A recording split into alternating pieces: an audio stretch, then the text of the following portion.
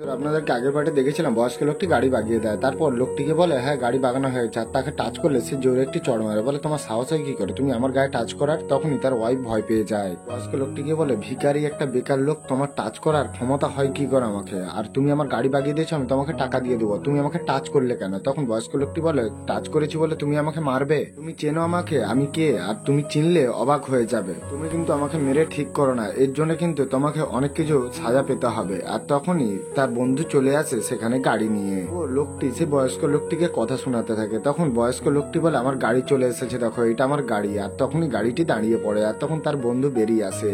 তার বন্ধু বেরিয়ে এসে বলে বাবা তুমি এখানে কি করছো। এই দেখে সেই লোকটি ভয় পেয়ে যায় আর তাকে ক্ষমা স্বীকার করে।